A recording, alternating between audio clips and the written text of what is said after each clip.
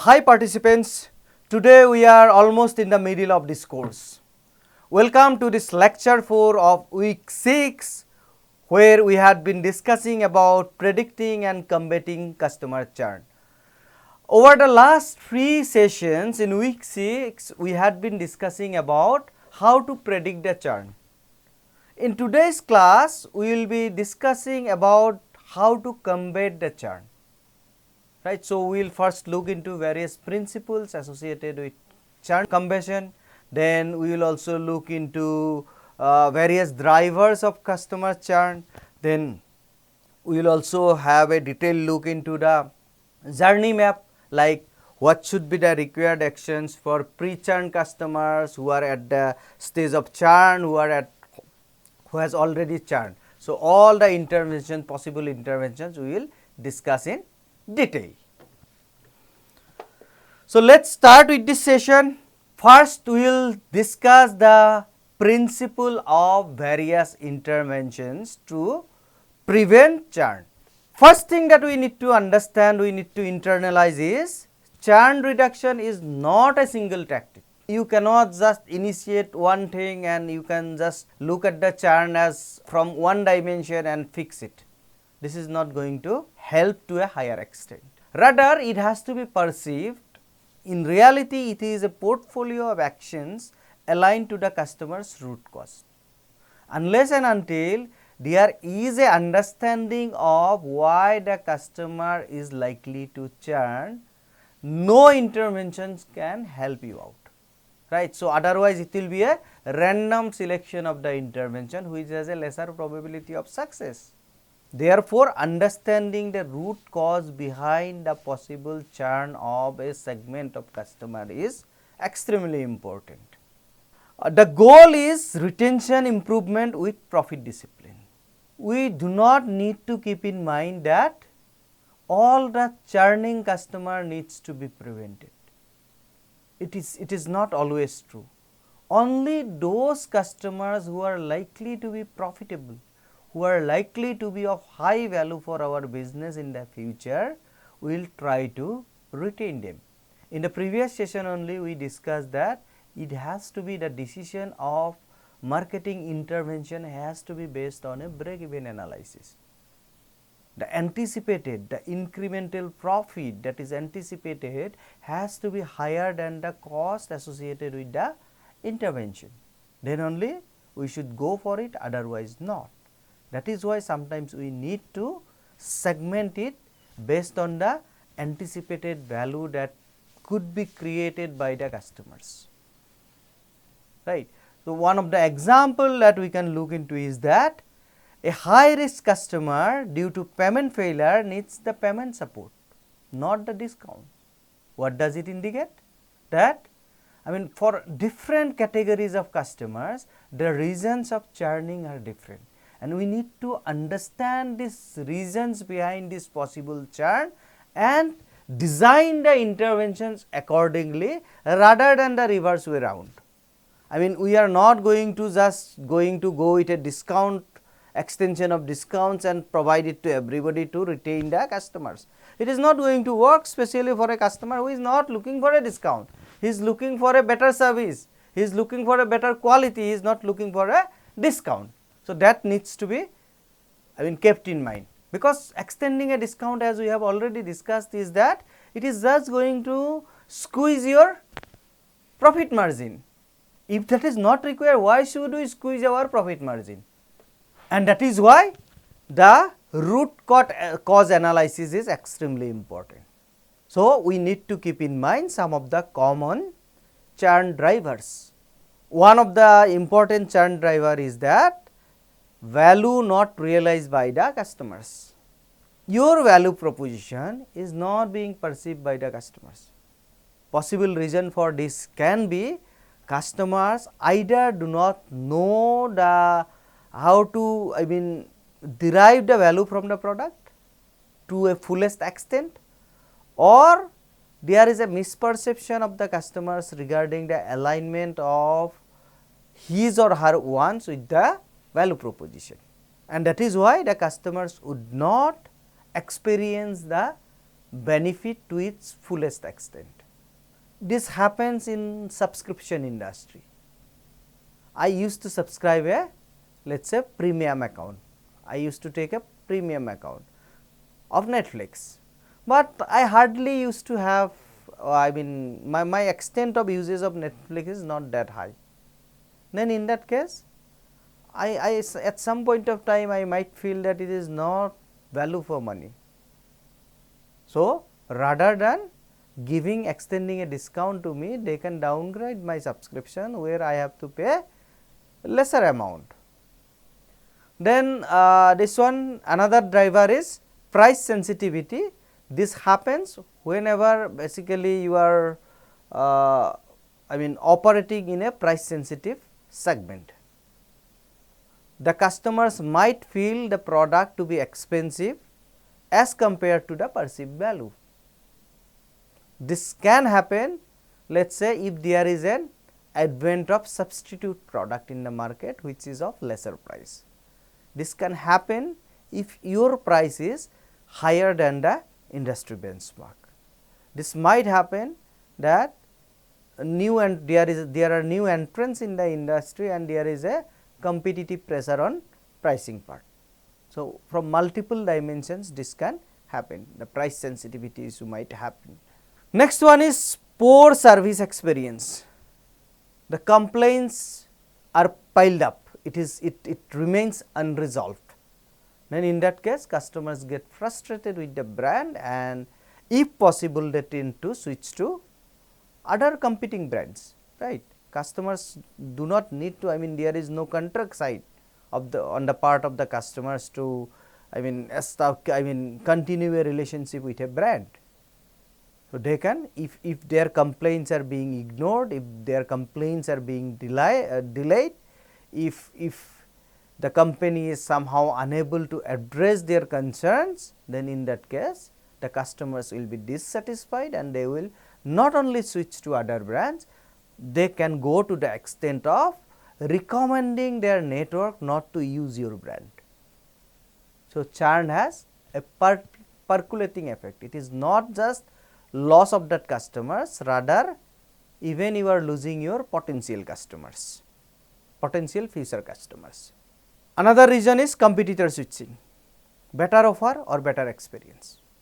Then in that case you have to update yourself, probably you also need to come up with the better offer for your segment. Then friction in the payment gateway. There can be a failed payment, there can be a card expiry, there can be issues related to renewal. So, for these issues customers become frustrated. Sometimes let us say if it is a failed payment, the customers will get frustrated maybe after two failed payments and they might switch to alternative brand. Similarly, if the card of the customer is expired, then in that case probably you should initiate with some behavioral nudges that if you want renewal of your subscription, the card has to be updated, right. Then there can be renewal related issues, there can be automation related issues. So, these issues needs to be fixed. Then customers, other aspects of other drivers of customer churn is life event and seasonality. Earlier I was a bachelor person, so I used to consume these products, I used to go to a restaurant on every weekend.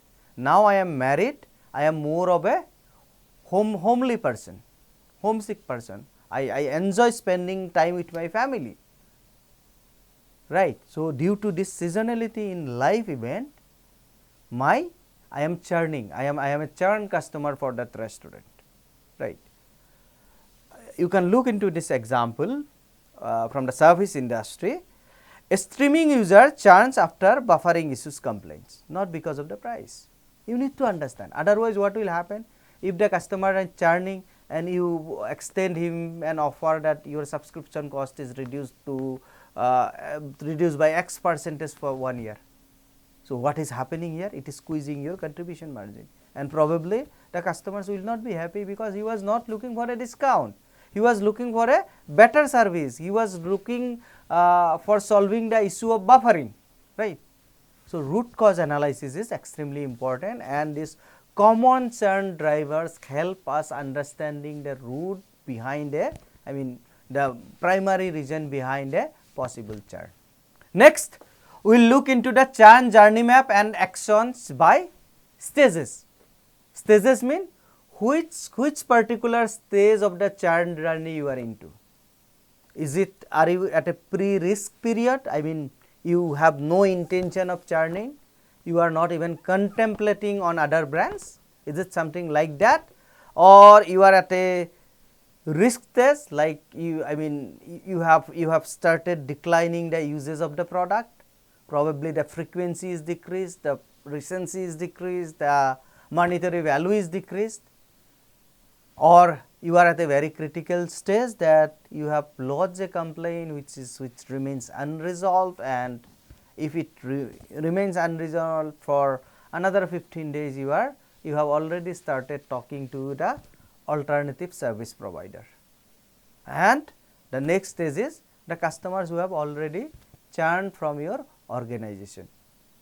So, for each of these stages, the set of actions, activities are different, because they are at the different stages of churn journey, they are at the different stages of customer journey. If we talk about the pre-risk customers, they are basically stable customers, they have no dissatisfaction with the brand, they are purchasing, their recency is maintained, their frequency is maintained, their monetary value is maintained, or they are in either improving or they are at the same level. So, they do not have any dissatisfaction. Only thing is that you need to do is that maintain this relationship, so that you can lengthen, you can improve the duration of this set of customers relationship with the brand. What you have to do? The intervention, that is suggested interventions for this segment of customer, is that reinforcement of loyalty. You make them feel special, you make them feel important, then only they will continue the relationship with the brand. Then for those customers who are at risk, probably they are still using your product, but they have certain problems, they are not delighted or extremely satisfied with your service level. Okay, so what can be done for them, and that is why they are reducing the extent of usage of your service or product. Their recency is compromised from last 1 year, their frequency is compromised from last 1 year, their monetary value is compromised from last 1 year. Or there is another possibility that earlier their share of requirement from your brand was 100%, now their share of requirement is just 60% of your brand. Then in this case, it is time for you to intervene, it is time for you to reinforce that you are the right brand for these customers. And how can we identify it? In one of our sessions, we discussed about the signals, models and validation of models. The signals will help you out to identify these at-risk customers. What we can do, what is the remedy that can be taken for this at-risk customer is initiate some nudges, initiate some behavioral nudges and try to educate them, reinforce the benefits associated with your service, indirectly give them a feel how we are superior than our competitors. Send them email, make them a call, try to understand their grudges and try to fix it up, because they are important to be retained, because they are creating a value, they are resulting in a monthly recurring revenue. The moment they are gone from your organization, the entire future revenue stream is gone, right. Then another one is that next level, that is the critical set of customers who are almost dissatisfied, they are already dissatisfied with your service, with your product, probably they made some attempt to communicate their discomfort, to lodge their grudges, grievances, but they are not satisfied how these grudges and queries are being handled by the organization. They are almost in the stage of near cancel, or they had been already inactive for some months. So, what is important for them is that if you want to win back these customers, you have to initiate some service recovery or plan adjustment. They can still be won back, but you need to recover the service. Service recovery means better understanding of the customers, and based on that put your intervention in place, so that all the customers' queries, all the customers' problems are being addressed in a right way. And that is why nowadays the companies are talking much about service recovery.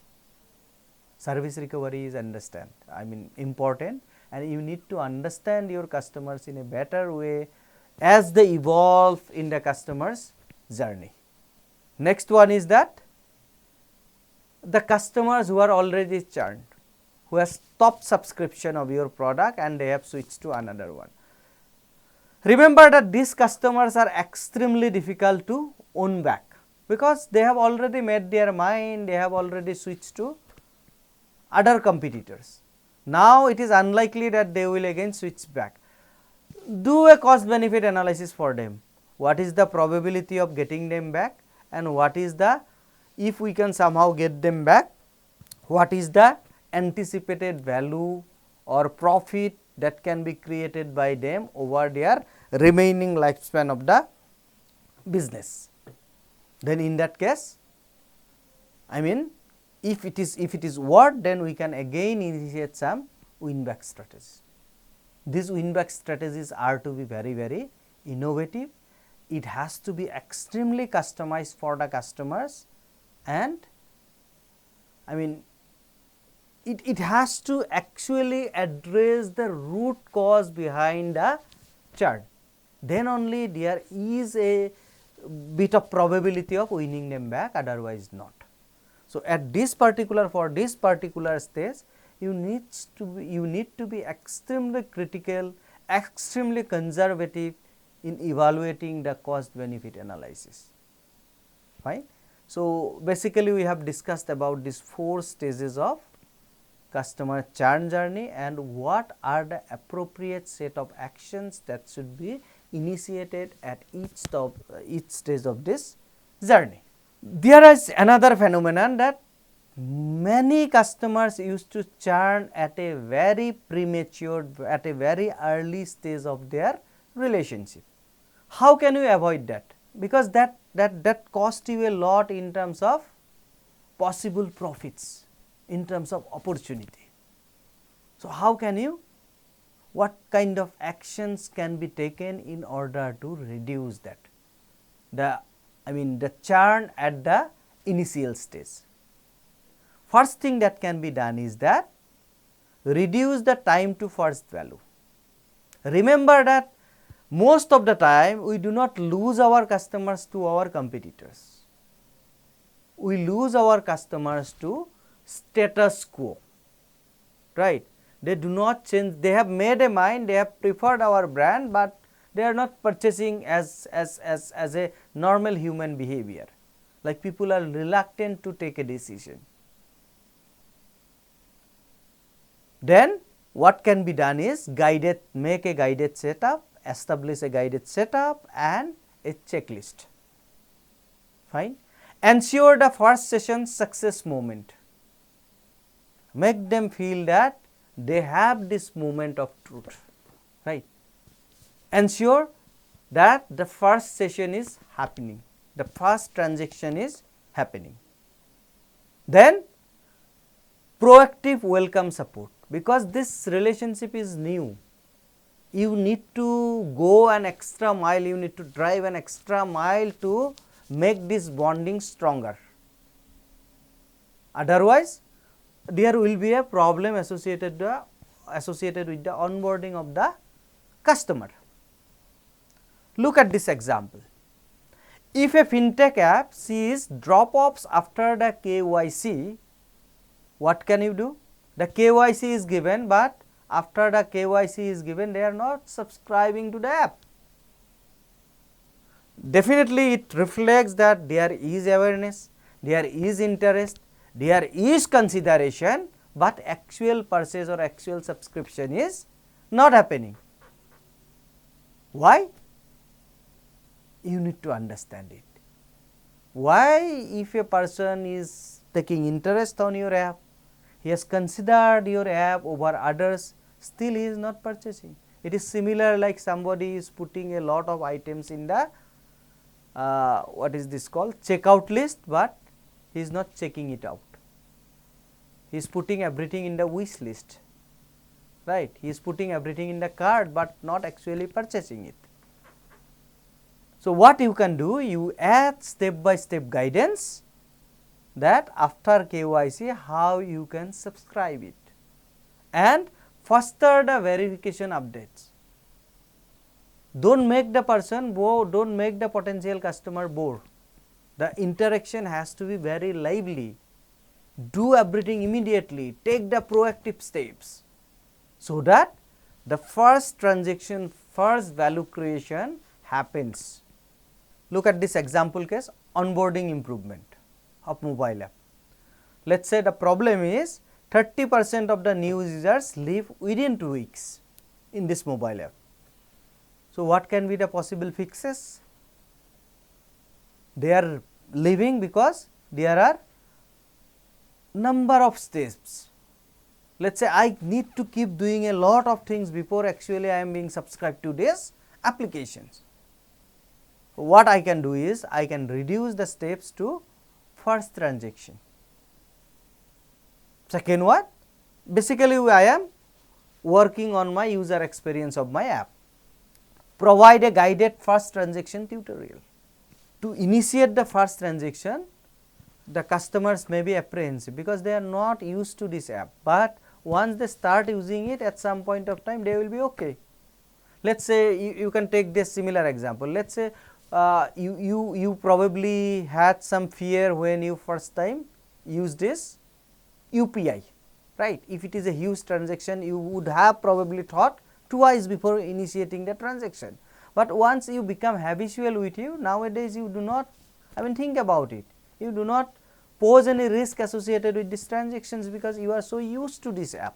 So, that is why you need to provide a guided first transaction tutorial. Then reinforce the bonding, reinforce the relationship, reinforce the alignment of your value proposition with the customer once. And what you can do for that? Send a welcome message with clear next steps. What is the result if you do these initiatives? Higher first transaction completion and lower early churn, right. So, this is these are the practical examples. Next comes the engagement nudges for usage decline. If the usage of an application, usage of a service, usage of a product by a set of customers are decreasing, in that case one of the interventions that you can do is initiate some engagement nudges, right. So, tactics can be personalized reminders and helpful prompts. The applications like Swiggy, Zomato used to do this. Let us say Swiggy can see that every weekend you used to order a heavy meal during your dinner time, but from last 3 weeks it has been observed that you are not ordering it. So, in that case probably they will send you a reminder that this is the best restaurant, this is a new restaurants available in your location, something like that. So, these are nothing but the nudges, personalized reminders. Like the moment somebody says that there is a new restaurant near your place, you will feel so special that Zomato is actually thinking about me. When there is a new restaurant, I do not know as a person, but this application is knowing it, and application is thinking about me. So, it is so personalized, the reminder is so personalized, right. Then feature education based on the user behavior. Let us say the subscriber, the customer has a full subscription, but only a limited number of features are being used by the customers. In that case, there will be a point of time when customers will start thinking that it is not worth the money he is paying. This is real also, this is the fact also, because he is only using a very limited number of features. In that case, what the company can do in order to continue with this upgraded version or a higher version, you need to educate the customers regarding the remaining features. Once he starts using it, he will definitely find the value for money in it. Then another one is that you can extend the milestone rewards. Let us say if you travel 10,000 kilometer, you will get a 10% discount in your immediate ticket. So, this can be a milestone reward. So, organizations like Make My Trip, they used to have a kind of milestone program. Okay. So, content and product recommendation, e-commerce companies, Amazon, Flipkart, even this Zomato, Swiggy, they are doing this product recommendations based on your behavior in the platform. Example is a food delivery app triggers a reminder when a weekly user stops ordering for 2 weeks. So, this behavioral nudge can help you to a higher extent to retain the customers, to prevent the churn. Now, let us look into the service recovery playbook. Service recovery is nothing but if a customer encounters a problem with the service, how that problem is being addressed by the organization. So, in order to facilitate an efficient service recovery framework or service recovery mechanism, first thing you need to find out when a complaint occurs, at which point of time. Is it just after 1 month of the purchasing, or is it occurring after 3 years of the purchasing? Is it occurring at the very initial stage or at a very mature stage? Service recovery can be enhanced to a higher extent when the response is quickly. So, you always need to make a framework. You need to make your team accountable that if a complaint is coming, first thing is that we need to understand, we need to make a telephone call to the person within 12 hours, right, and then acknowledge and resolve with clarity. Acknowledge the problem. First thing is you have to acknowledge the problem. It is not something like you do not try to put the blame on the customers rather than acknowledging. If you are doing that, then you are definitely losing these customers in a short span of time. And then empower your employees to this extent that they can solve the customer's problem then and there rather than waiting for the approval from the managers. Your service desk people empowerment is extremely important when it comes to service recovery.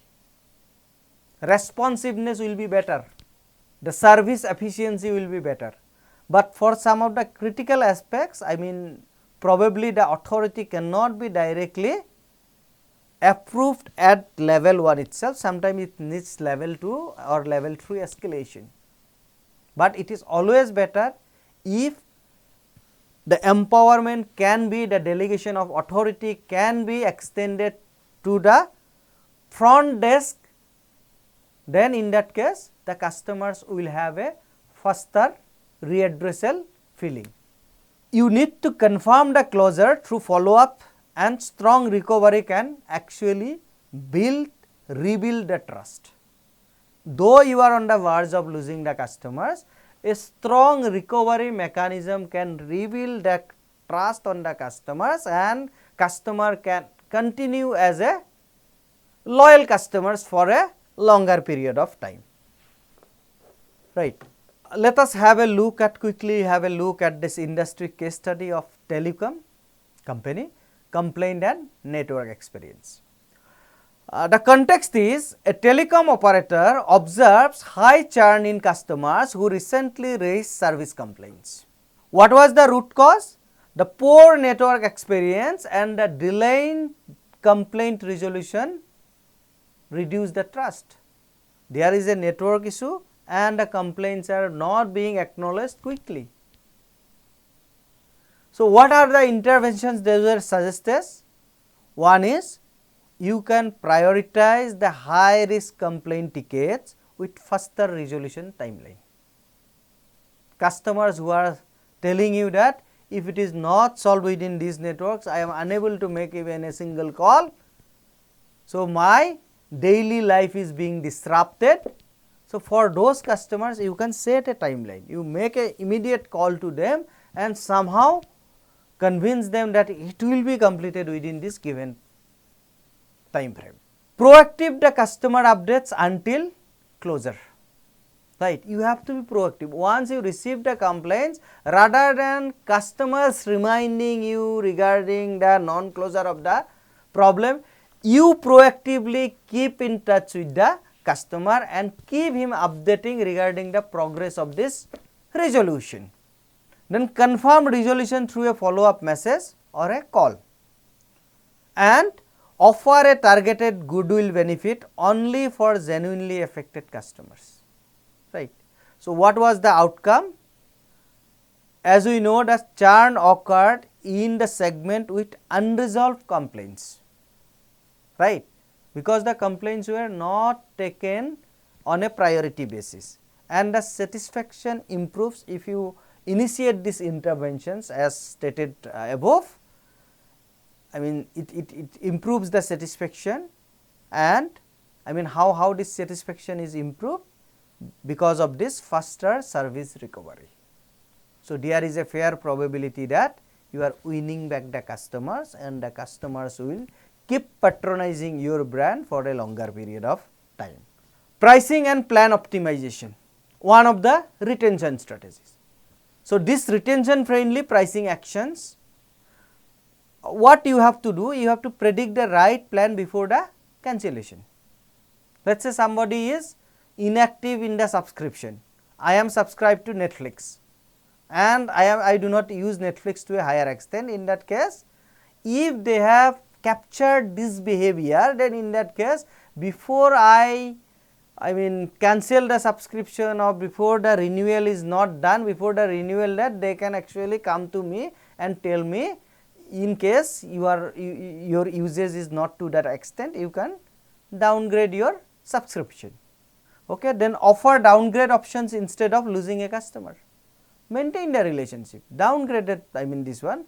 So, there can be another point of time where the customers will again uplift himself to subscribe to a better version or higher version. Introduce pause or flexible billing options. If there is some problem, financial problem with the customers, rather than losing him or her, give them some options, extend a helping hand, so that the customers will continue with your brand. Example is a SaaS, means software as a service company, offers downgrade instead of cancellation and saves the customers who are reducing usage temporarily.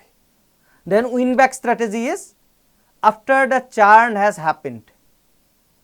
Remember that this is a critical stage, this is a critical decision in the sense that this is very difficult to achieve, and secondly you need to calculate the cost as well as the anticipated benefit.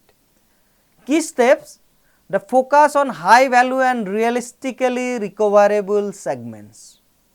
They have to be very of high value, because probability of winning back is always on the lesser side. Contact after a short cooling off period. Then present the improved value, not only the discounts.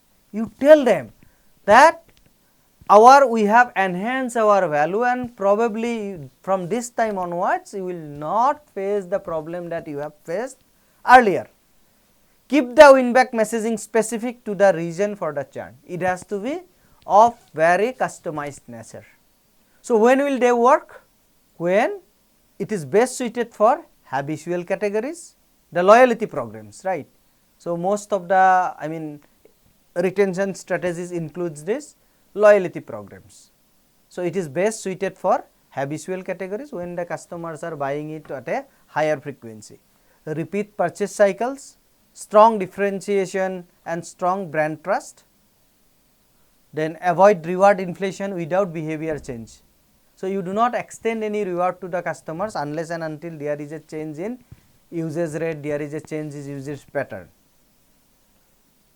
Example is, a grocery loyalty program works better than one time discount because it encourages the repeat purchase behavior. If you make it based on milestones, if you another example that can be taken is this, oil companies like IOCL, they used to give you a, your number will be associated with an account, and based on each purchase that you make, you will get a, let us say, loyalty points, and these points can be used for future purchases. Personalization versus blanket offers. Personalization are always better than blanket offers. If it is a blanket offer, then probably everybody will get this offer, and people who did not actually require this offer will also get it, and that will impact your contribution margin. Blanket discounts waste money and reduce the margins. Then use targeting based on the churn risk and value. Give higher support to high value and high risk customers, because it is needed. If you can win them back somehow, then in that case you are going to improve on your future revenues. Then ultimately use the low cost automation for low value segments. If the segment is of low value, then in that case, even if you are intervening something, it should not be of higher cost. So, thank you. I will conclude this session with a sentence that churn declines when the right intervention fixes the right problem, and every action is validated through the discipline testing. Thank you. I will see you in the next class.